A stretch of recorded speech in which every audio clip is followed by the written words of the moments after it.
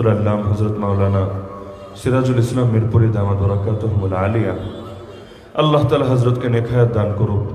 আল্লাহ তাআলা কোরআনের পাখিকে কোরআনের এই আলোকিত ময়দানে আরো দীর্ঘকাল পর্যন্ত উম্মার খেদমতে নিবেদিত থাকার তৌফিক দান করুক।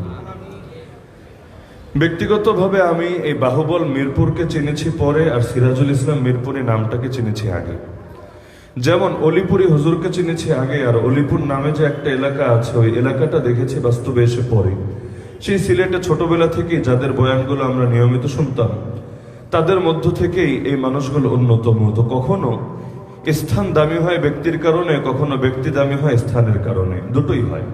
যেমন কারো নামের শেষে যদি থাকে মাক্কি বা মাদানী, যেমন হাজি এমদাদুল্লাহ মুহাজিরে মাক্কি রহমতুল্লাহ আলাইহি, তো এই সমস্ত নামের শেষে মাক্কি মাদানী থাকার মানে এটা না যে তাদের দ্বারা মক্কা মদিনা সারা দুনিয়ায় পরিচিত হয়েছে। এর আগে মক্কা মদিনা চিনত না, মক্কা মদিনার কোনো মূল্য ছিল না, বরঞ্চ কারণ নামের শেষে মক্কি আর মাদানীটা যুক্ত হওয়া তার নিজের পরিচিত হওয়ার, সৌভাগ্যবান হওয়ার অন্যতম আলামত হয়ে যায়।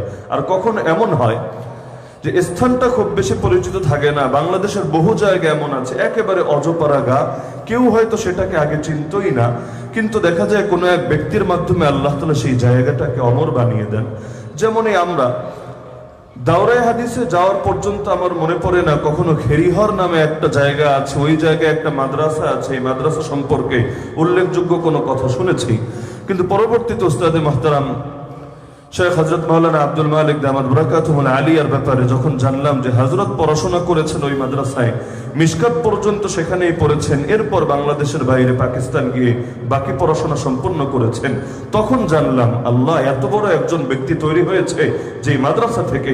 যদিও সেটা কোনো শহর না, যদিও পরিচিত কোনো প্রতিষ্ঠান না, কিন্তু মুফতি দেলোয়ার সাহেবের মতো লোক যেখান থেকে গড়ে উঠেছে, আব্দুল মালিক সাহেবের মতো ব্যক্তি যেখান থেকে গড়ে উঠেছে, মুফতি আবুল হাসান আব্দুল্লাহ সাহেবের মতো ব্যক্তি যেখান থেকে গড়ে উঠেছে, না জানি সেটা কত বড় মূল্যবান প্রতিষ্ঠান হবে। তো হযরতের বাড়ি যদিও আমি যতটুকু জানি মিরপুরে না, বাড়ি অন্য এলাকায়, কিন্তু হযরত মহব্বত করে এই যে মিরপুরে নামটাকে শেষে জড়িয়ে নিয়েছেন, এর দ্বারাও এই মিরপুরটা পুরা বাংলাদেশে যে সমস্ত লোক জীবনে কোনোদিন মিরপুরে আসে নাই তাদের জন্য চেনাটা অবশ্যই সহজ হয়ে যাবে। তো দোয়া করি আল্লাহ তাআলা মিরপুরের এই জমিনে হযরতকে আরো দীর্ঘজীবী করুন এবং মিরপুরের প্রতিটা ব্যক্তিকে হুজুরের ইলম দ্বারা, কোরআনের খেদমত দ্বারা উপকৃত হওয়ার তৌফিক দান করুন।